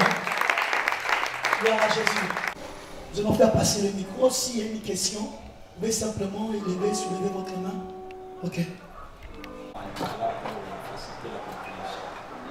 Et là, comme on en a eu très bienvenu, et nous avons toute la question de papa, on a qui était Abraham, attend la loi et Zala qui était. Et nous avons toute la question par rapport à la Il a toute la question dans le sens que nous savons tous que loi, à partir de Moïse, loi ton lié, Nzambe a commis kokoma mobeko, Yahweh a commis mobeko. Et ne potala na Mose pour a kino na Eden, Yahweh a commis qui attend mobeko mon côté. Et ne néanmoins il y a un peu. C'est vrai que Yahweh a commis qui mobeko côté. Les choses qui te total à na autant que l'essence même de la loi. Donc fort même il y a loi, 4 même il y a mobeko. Et na 4 même il y a sens il y a mobeko tout le monde a été. Sens il y a loi déjà pour utater na boyo et komami. Le sens il y a loi déjà pour uta na 4 ya makambo ya aussi à côté ça na 4. Na ina pesa na kisa wote ko benga wa loi de la nature. C'est-à-dire que ça mobeko ils ont malgré tout comment matene et banda na 4 ya mitu ya bato. Et na kopesa ndakisa pona koloba susiko renforcer na exemple ça koloba lokola ndakisa ya ndeko Caïn. Ndeko Caïn azui likanisi na mamoni azui likanisi ko bomba ndeko na ye. Mais nzamba ye aebisite ete Caïna na pesa ki mobeko ete ko bomba te. Même si Caïna na moni nde mabe telemine kuke ya ndako na yo. De soki osani malamu okolonga ya. C'est vrai que papa n'a pas été mauvais pour ça, c'est vrai. Et ça, dans le sens, il y a la loi à Moïse, était comment mater, on doit se comprendre. Mais mauvais pour ça, qui n'a qu'à dire à ma camarade pour ça. Tu peux dire que ça peut ça pour la bateau, il y a un débat Sodome et Gomorrhe. Où ils allaient, était bateau, on a un zamba comme mauvais comment côté était. Bon ça, ma camarade m'a bêta, contre pour pas se babéter. Babande comme ça, ma contre nature, c'est-à-dire que comme il faut violer même essence il y a loi on a matière na kati ya nature. Certes frère dans comment qui a monté mais comme il faut violer yango. Et na yango la place wa yango tout na mutuna papa. Oh et claircir biso. Na loi on a ba connaissance ya loi na loi o ya Moïse na ndenge bete na tango ya Abraham. Nous les ala quitté et au début Abraham les ala qui na terre promesse. Bete na terre promesse ata on nzambe asa kota isikanya ko mema libota. Et le coup, la zone comme ma libota, donc comme ma monter pour la tina ma bien on a pas ça. Pour la pour ça liban to ya ye azui na libota. Et dans moi ce que na tuni motuna wana pour ni sama na ba éclaircissement au Bible et pécipiso au meka ko kali sabiso ya ngo ce qui doit wana za ngengeli. Exacto, exact. Amen. Merci. Merci. Tous ceux qui ont péché sans la loi périront aussi sans la loi. Et tous ceux qui ont péché avec la loi seront jugés par la loi. Ce ne sont pas en effet ceux qui écoutent la loi qui sont justes devant Dieu, mais ce sont ceux qui mettent en pratique qui seront justifiés. Quand les païens qui n'ont point la loi font naturellement ce que prescrit la loi, ils ont eux qui n'ont point la loi, une loi pour eux-mêmes. Ils montrent que l'œuvre de la loi est écrite dans leur cœur. Leur conscience en rendant témoignage et leurs pensées, s'accusant ou se défendant tour à tour. C'est ce qui paraîtra au jour où, selon mon évangile, Dieu jugera par Jésus-Christ les actions secrètes des hommes. Je suis tout à fait d'accord avec toi. La loi n'était pas écrite, mais en l'homme, il y a une loi.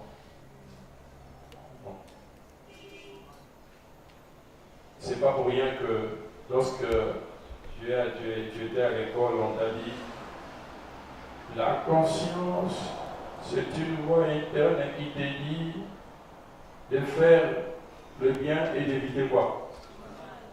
C'est-à-dire que d'une part, Dieu, en créant l'homme, il a donné à l'homme la possibilité de savoir sur certaines choses. Ça c'est bon, ça c'est mauvais.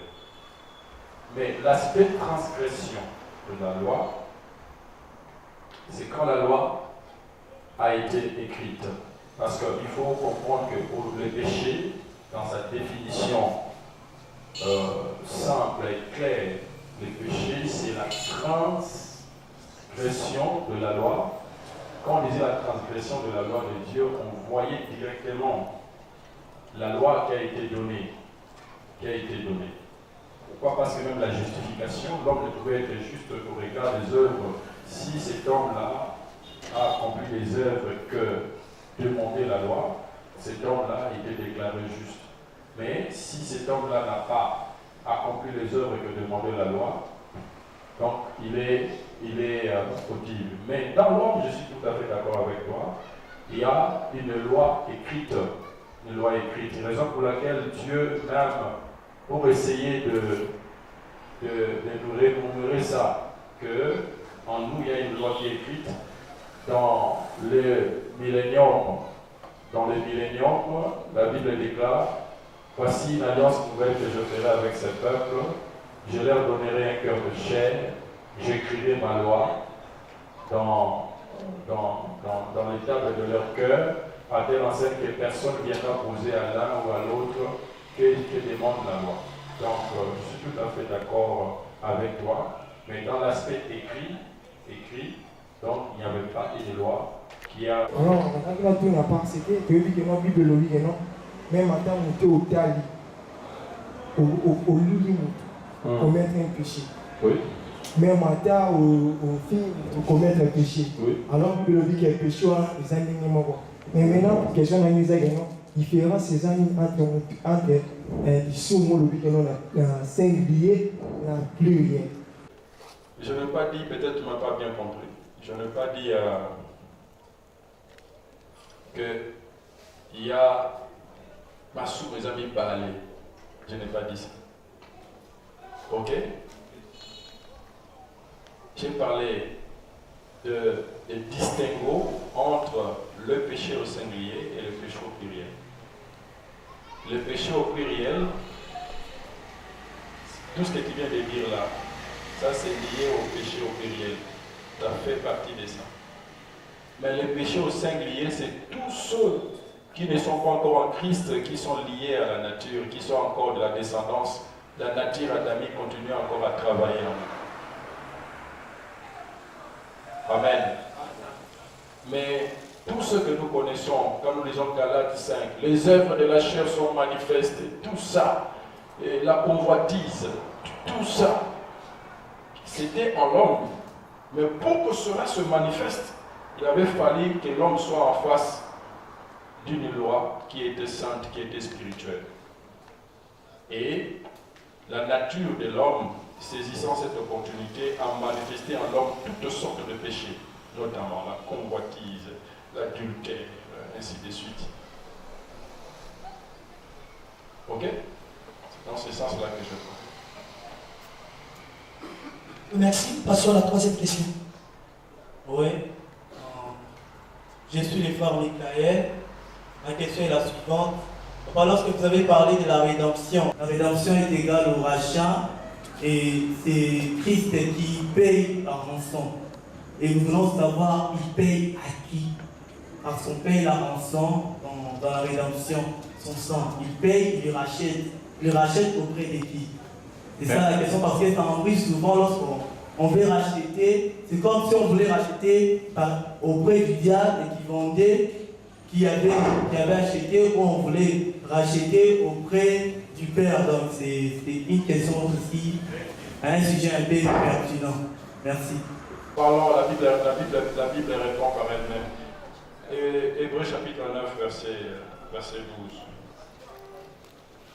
Il est entré une fois pour toutes dans le lieu très saint, non avec le sang des boucs et des veaux, mais avec son propre sang, ayant obtenu une rédemption éternelle.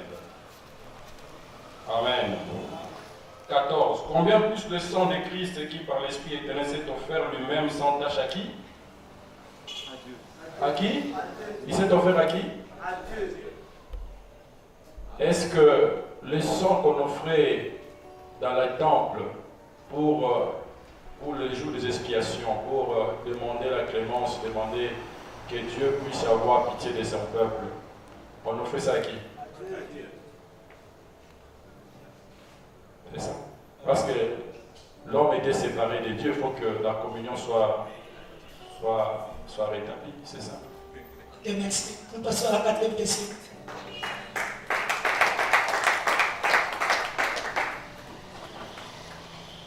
Bonsoir.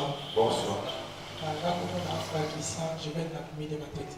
Amen. Ma question est celle-ci, Nana a posé, parce que vous avez parlé sur la justification. Oui. La plupart des personnes pensent qu'on est justifié, c'est lorsqu'on implore le sang de Jésus. Je me suis posé la question si Baton et Makilez en allo, la moto a purifié à chaque fois de plus en présence. Alors je voulais un peu que vous éclairciez. Donc, pour l'accession place soignant pour plusieurs frères qui sont ici, comment celui qui est justifié peut maintenir sa justification devant Dieu? Parce que souvent, quand nous approchons devant la présence de Dieu, prière et Makilez vos amati. Mais il y a une façon que Dieu aussi a parlé dans Jean 17, de la manière dont il nous a sanctifiés. Je crois qu'il y a certaines personnes qui sont ici, qui disent que ce qui m'a sanctifié. Moi, il y a plus à l'émotion des athées. Pendant qu'il y a aussi une méthode que le Seigneur nous a donnée, je voulais que vous nous expliquiez un peu comment un chrétien peut se justifier devant Dieu. Amen. Merci. La justification, ce n'est pas au travers du sang. La justification, c'est en ayant la foi en l'œuvre rédemptrice de Christ. C'est-à-dire, comment est-ce qu'on peut maintenir sa justification? Mais il faut maintenir la foi, il faut continuer à persévérer, à croire à cette œuvre rédemptrice à la croix. Écoutez, Apocalypse 1, Apocalypse 2, Apocalypse 3, on parle de l'Église. À partir d'Apocalypse 4, verset 1, c'est l'enlèvement de l'Église. Je peux continuer, s'il vous plaît, je parle. À partir d'Apocalypse chapitre 4, verset 1, l'Esprit a dit à Jean, monte vers ici, c'est l'image de l'enlèvement. Et lorsqu'il monte en esprit, la première des choses qu'il voit, c'est un trône. D'accord? C'est un trône, c'est-à-dire, c'est le temps de passer au tribunal. Pas les trônes du jugement, il ne trouve pas un trône du jugement, il trouve les trônes de la grâce, les trônes de la récompense. Il faut que les personnes passent au tribunal pour être récompensées. 1 Corinthiens chapitre 3, verset 10, selon les œuvres de tout un chacun, selon qu'une personne a construit en paille, a construit en airain, ainsi de suite, ainsi de suite. Voilà. Alors, à partir d'Apocalypse chapitre 5, il n'y a plus d'église, on ne parle plus d'église. Même quand on dit que qui est digne d'ouvrir les livres d'avant que les sauts, qui est digne, non, non, non. Ça, on est déjà dans la période de 7 ans, dans la première phase de la tribulation. dans la première phase de la tribulation de cette période-là. Alors, Christ, on dit, il a été immolé et il a fait de son peuple un peuple de saints, des sacrificateurs. Cela veut dire que Christ, lorsqu'on présente Christ, Christ il est déjà immolé. Or, quelqu'un qui est déjà immolé, ça veut dire le sang est déjà coulé. D'accord? Or, tout celui qui croit, qui est en communion avec Christ, le sang était déjà coulé pour lui. La Bible dit c'est donné une fois pour toutes. Parce que les souvenirs du péché devaient se renouveler par des sacrifices des holocaustes. Christ s'est donné une fois pour toutes et son œuvre était parfaite. L'homme n'a plus besoin d'invoquer le sang de Jésus-Christ pour le purifier. Mais dès que la Bible déclare, si nous confessons nos péchés, il est juste et fidèle pour nous pardonner. Et le sang de Jésus nous purifie. Dans le sens que dès que tu confesses directement, tu entres en communion avec Dieu. Le sang là qu'on dit là, c'est-à-dire que le fait que tu es en communion, l'œuvre de la rédemption continue à travailler dans ta vie. Tu n'as plus besoin d'invoquer le sang de Jésus. Mais tu as simplement besoin, comme un sacrificateur pour entrer dans le lieu saint, il n'a pas besoin. Il n'a besoin simplement que de la cuve de rein pour se laver les pieds et le visage. Raison pour laquelle toute la vie de Christ, la manière même dont l'évangile selon Jean a été rédigé, on a rédigé l'évangile des Jean dans l'optique du sacerdoce. C'est-à-dire une personne qui vient de l'extérieur, il entre dans les parvis, il va traverser le lieu saint pour arriver au lieu très saint et il va sortir pour unifier les tabernacles. C'est ça l'évangile, dans l'aspect révélationnel de l'évangile des gens. Alors, Christ, lorsqu'il arrive dans Jean chapitre 13, il y prend ses disciples et qu'est-ce qu'il fait? Il leur lave quoi? Les pieds. Pour leur dire quoi? Pierre a dit, lave-moi tout le corps. Il a dit, non. Vous êtes purs déjà par la parole que je vous ai annoncée. Mais celui qui est pur n'a besoin simplement de se purifier, de se laver les pieds et soit le visage. Or, la Bible déclare tout est sanctifié ou purifié par la parole et la prière. Si tu confesses, tu entres déjà en communion avec Christ. Tu n'as plus besoin de demander le sang. Parce que Jésus-Christ a simplement le sang pour ceux qui sont en dehors de lui, ceux qui n'ont pas encore cru à l'œuvre de la rédemption. Mais dès que la personne croit, parce que regarde la prière que nous faisons. Lorsque tu as crié au Seigneur, Seigneur, je te reçois dans ma vie, pardonne mes péchés. Je crois que tu as versé ton sang pour moi. Purifie mon cœur, lave-moi. Depuis que tu as fait cette prière-là, tu ne peux plus refaire cette prière. Pour un enfant de Dieu ne peut plus refaire ça. Tu dois changer. Maintenant, quelqu'un me dit, donc le sang, tomber la rose sous-souté. Non, j'ai simplement besoin de proclamer ma victoire, de rendre le témoignage de ma victoire au travers du sang. Voilà pourquoi il est écrit, ils ont vaincu à cause du sang de l'agneau et la parole de leur. Tu n'as plus besoin d'invoquer ça. Tel que tu es là, quand Dieu te regarde, il voit déjà le sang de Christ. Il voit déjà que. Voilà pourquoi j'ai dit que nous avons l'adresse en lui.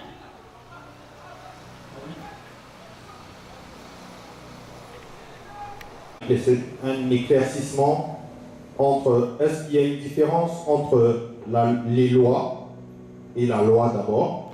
Et après, est-ce qu'il y a une différence entre les commandements et la loi? Donc, je devrais vraiment avoir un éclaircissement par rapport à ça.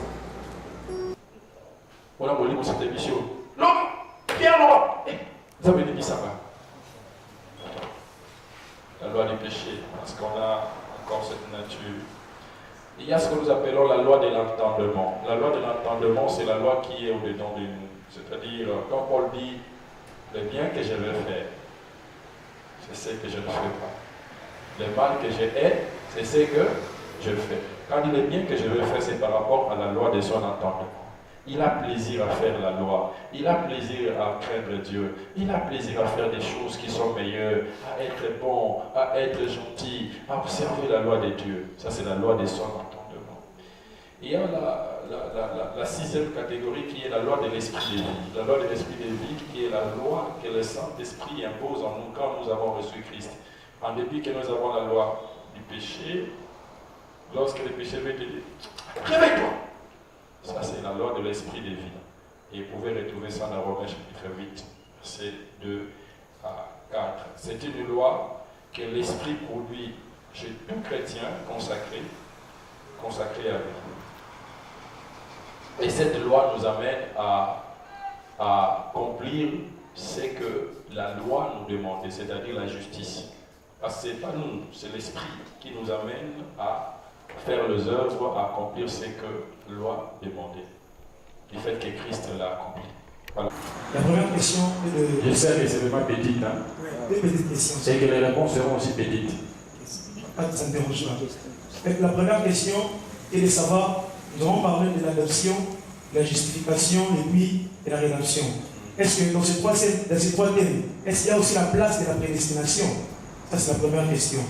La deuxième question est de savoir, dans la prière de notre Père, dans Jésus dans Matthieu chapitre 6, verset 13e, on dit que, pardon, le délivre-nous du mal. Est-ce que cette délivrance est liée à la rédemption? C'est une question. Je voulais juste avoir de l'éclaircissement. La rédemption, l'adoption et la justification, la place de la prédestination. Je ne voulais pas parler de la prédestination parce qu'on risque de dormir ici. Sinon, vous avez posé trop de questions. Est-ce que mon dos est Est-ce que vous avez m'amené des choses comme ça? Alors, lisons la parole de Dieu. La Bible va. Je vais te répondre. Oui, il est où? Je vais te répondre comme c'est une petite question. Je vais te répondre par une réponse petite. Pour ne pas trop rentrer en détail, parce que la prédestination, c'est une matière qui nous divise. Qui nous divise, je vous dis. Raison pour laquelle nous serons sauvés que par grâce. Personne ne connaît la totalité. Mais moi, je ne peux pas avoir la prétention de dire ça parce que j'ai le professeur de l'IBK qui est là-bas, tout ça. Même lui et moi, là, on est divisés sur la prédestination. C'est compliqué. Voilà. Lisons Éphésiens chapitre 1, verset 5. Éphésiens chapitre 1, verset 5. Lisez.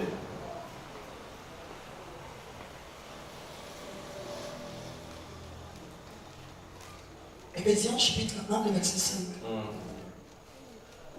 Nous ayons prédestinés dans son amour à être ses enfants d'adoption par Jésus-Christ, selon les bons plaisirs de sa volonté. Merci. En lui, Dieu nous a élus avant la fondation du monde, pour que nous soyons saints et irréprochables. En qui? Dans la prédestination, en qui? Il nous a prédestinés dans son amour à être ses enfants d'adoption. Par la prédestination, par. Donc, la place de la prédestination, mais en Jésus-Christ. Si ce n'est passé, c'est en dehors de Jésus-Christ. C'est ça. Moi, je ne dis qu'est-ce que la Bible dit. Ok? Deuxième question, c'est quoi? C'est délivre-nous du mal. Notre Père que vous voyez là, c'est tout le plan, c'est le plan de l'humanité, notre Père là que vous voyez. Si je veux faire un séminaire là, ça va embrasser beaucoup de choses. Délivre-nous du mal. La Bible déclare, ayant été tenté, il peut secourir tous ceux qui sont tentés. D'une façon simple, d'une façon évangélique, c'est ça. Mais d'une façon eschatologique. Délivre-nous du mal veut simplement dire, Seigneur, quand il y aura enlèvement, les mains bichot, tu vas être contre la tribulation. Parce que la Bible déclare si ces jours n'étaient pas abrégés à cause des élus. Tu as compris? Merci, je me limite là. Petite question, petite réponse. C'était une question. Allez-y. Merci. Je suis une marchandise. On me vend par un vendeur. Ce vendeur-là a besoin de gagner. Il a besoin d'un gain. quand on m'achète, c'est alors qu'il a un gain. Alors, l'acheteur aussi, quand il vient m'acheter, je ne pense pas qu'il m'achète pour une fois seulement. Il doit commencer à le faire chaque fois parce que c'est pour lui une activité principale. Les vendeurs également. Alors, la question est celle de savoir, quand les vendeurs me vendent, ils me vendent pour une période seulement, bien, ils cessent tout de suite après m'avoir vendu, ils cessent avec cette activité ou il va encore continuer. Voilà ma question. Plus parler des achats.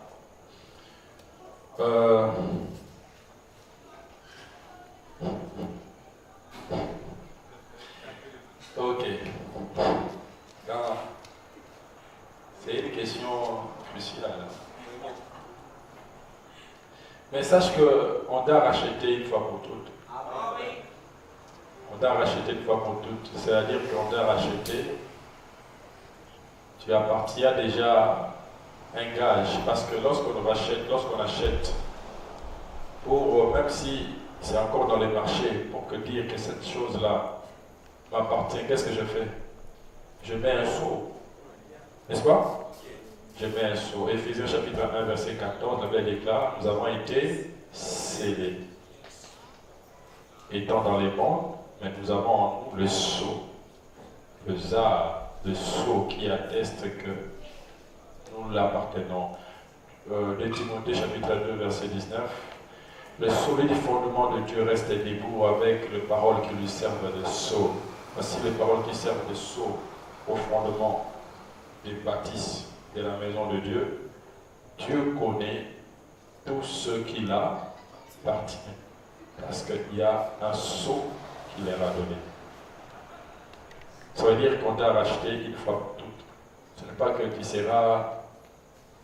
Non. On doit te passer au bio pour tout ça des cailloux à la gain. Les gains, simplement que le Seigneur attend de toi que tu produises des fruits dignes. Voilà. Moi, c'est le frère Dani Koumou. J'aimerais poser des questions. Petite ou grande? Là, je ne sais pas. Je pose des questions. La première, c'est lui qui achète, il doit être capable de tout. Oui. Comment Christ, c'est lui qui était capable de tout sur la croix, il a dit, mon Père, pourquoi m'as-tu abandonné? Parce qu'il était devenu péché. Amen.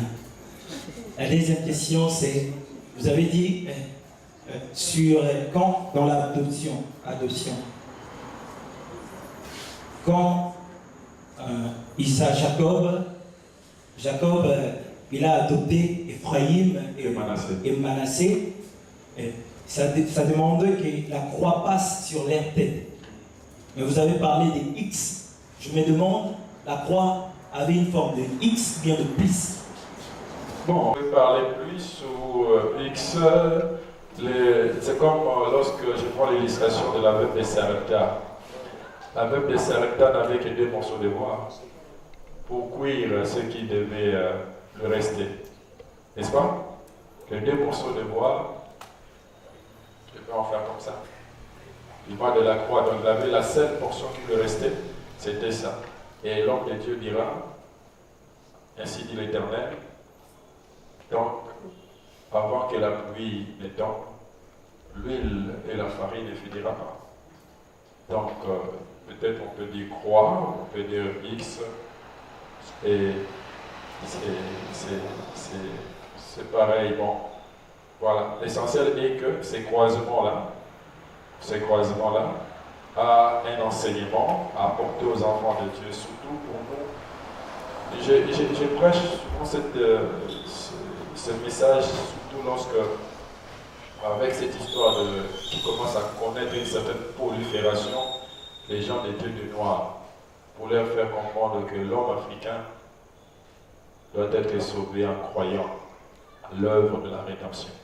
Parce que leurs ancêtres, il faut leur dire que Manassé et Ephraïm ont été intégrés dans l'alliance d'Abraham en croyant, en leur imposant une croix sur leur tête. Voilà pourquoi on dira que nous sommes de la postérité d'Abraham non par les œuvres, mais par la foi. Bonsoir. Merci pour l'emploi de la parole. Mon nom c'est le frère Christian, je suis de la chapelle des vainqueurs. Allez-y. J'ai des questions à poser. La première est toute petite. Merci. J'ai suivi à la télé un pasteur à la chair qui disait « Oh Seigneur, je suis un pauvre pécheur ». Par rapport à tout ce que les frères venaient de dire tout de suite, les concernant la justification. Est-ce que le pasteur a raison de dire à la chair que je suis pécheur? C'est ma première question. Et la seconde, je voulais parler de ce que vous avez évoqué tout de suite entre enfant de Dieu et fils de Dieu. Paul a dit dans Galates 4, verset 1, il dit aussi longtemps que l'enfant est encore héritier, il ne diffère à rien de l'esclave. Alors j'aimerais savoir, est-ce qu'il y a une différence entre enfant de Dieu et fils de Dieu ou deux marches sur le même pas? Ou soit il y a une différence entre enfant de Dieu et fils de Dieu? S'il y a une différence, vous nous expliquez cela, et s'il n'y en a pas, vous appuyez aussi votre parole. Merci beaucoup pour l'auteur de la parole. Merci. S'il dit je suis au pauvre pécheur, c'est dans l'esprit de 1 Timothée 1,15. Paul dit, c'est une parole certaine et entièrement digne d'être reçue, que Jésus-Christ est venu dans le monde pour sauver les pécheurs, dont je suis les premiers. Mais c'est par rapport à un état donné. On est pécheur, mais dès que vous croyez à l'œuvre de la rédemption, on quitte ces statuts-là. Ok? On quitte ces statuts-là. Donc, on ne peut plus se qualifier pécheur. Mais, il faut comprendre le sens du mot péché. Péché peut avoir plusieurs significations. Dans le sens simple du mot péché, je ne sais pas là où je mis ça, j'avais écrit ça parce que je savais qu'il y avait une question qui sera posée dans ce sens-là. C'est pas grave, on va dire ça. Dans le sens du mot péché, la première des choses est que le péché c'est la transgression de la loi de Dieu. Hein? Première des choses, péché égale transgression de la loi de Dieu. Deuxième sens du mot péché, le péché c'est l'iniquité, c'est-à-dire un acte mauvais en soi, qu'il soit expressément interdit ou non, l'iniquité. Le péché ça peut être aussi une faute, c'est-à-dire quand on dit une faute, c'est un abandon du droit chemin, un abandon du droit chemin. Le péché peut être aussi un égarement, hein? C'est-à-dire un échec dans la tentative d'atteindre le but divin. Le péché peut être aussi une offense, c'est-à-dire une intrusion de la volonté propre dans un domaine appartenant à l'autorité divine. Le péché peut être aussi une licence, c'est-à-dire une situation d'anarchie d'ordre spirituel. Le péché, c'est tellement et être aussi l'incrédulité.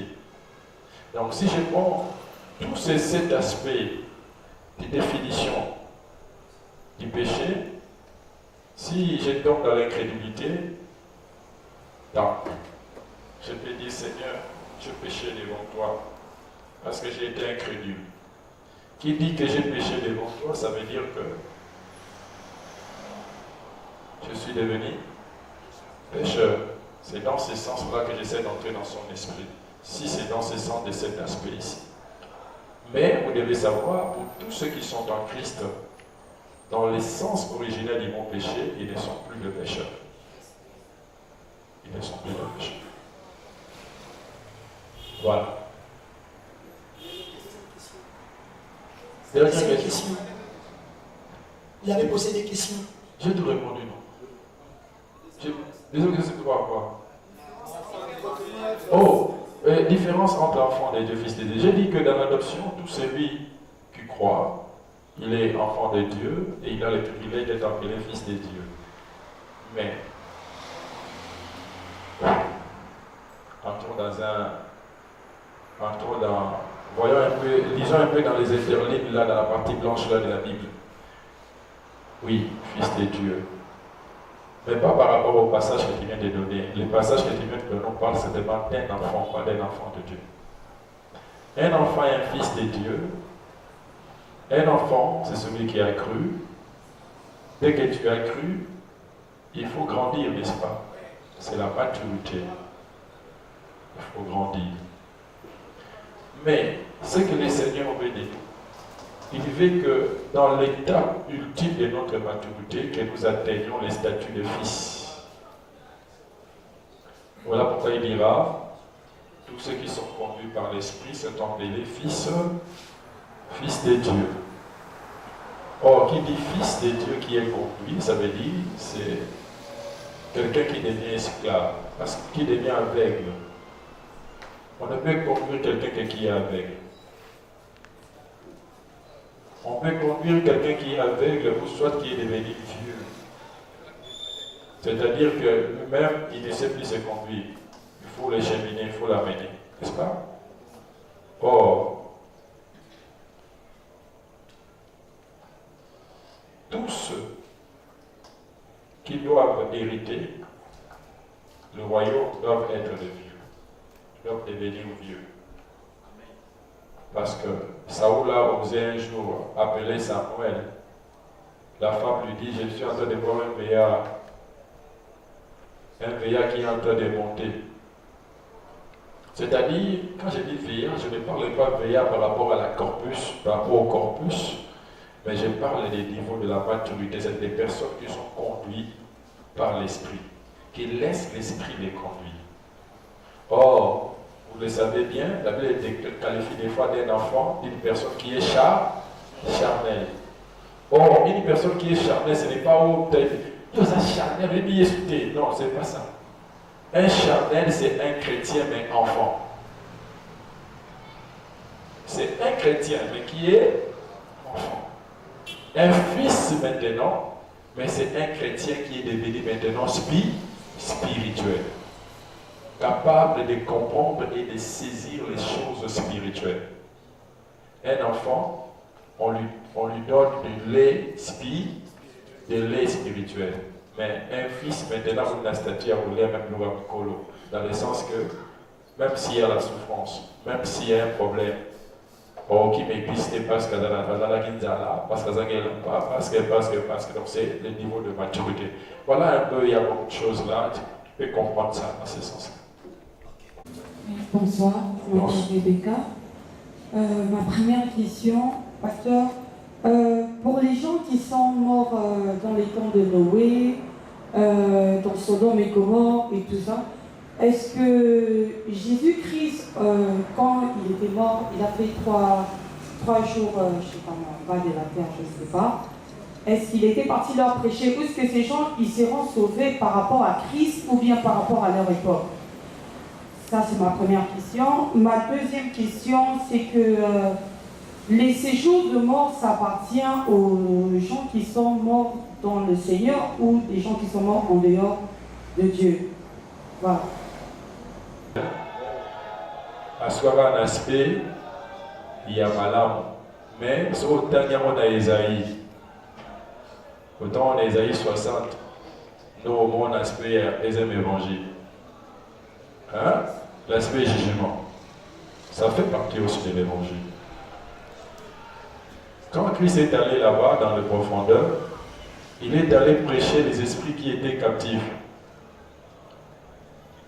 Des codes de Tyrannus sont là. Voilà, les esprits qui étaient captifs, c'était pour leur dire ceci.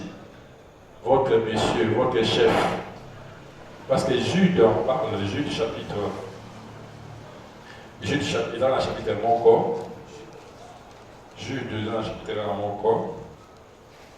Où on parle à partir du verset 5e jusque dans 7e. Je vais dire.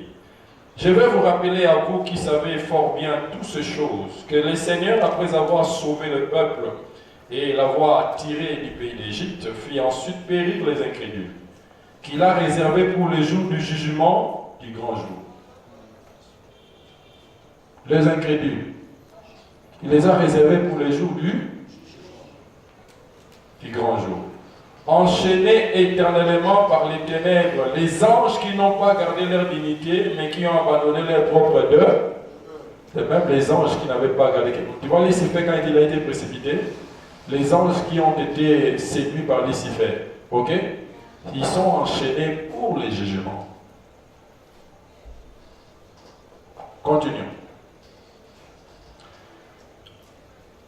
Et qui n'ont pas abandonné leur propre demeure, que Sodome et Gomorrhe et les villes voisines qui s'élevèrent comme eux, la débauche et la dévise contre nature sont donnés en exemple de subissant la peine d'un feu et éternel. Donc, Christ n'est pas allé pour le faire, pour les prêcher là-bas, évangile, ils attendent les jugements.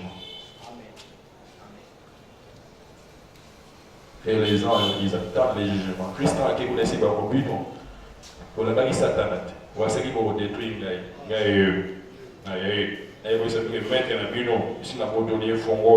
voici la clé de ce jour de mort.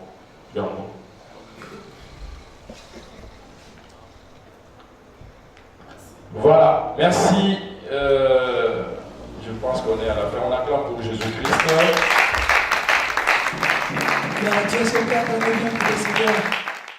Parmi les humains, le fort qui habite avec les faibles, le parfait qui réside avec les imparfaits, le saint qui siège parmi les pécheurs,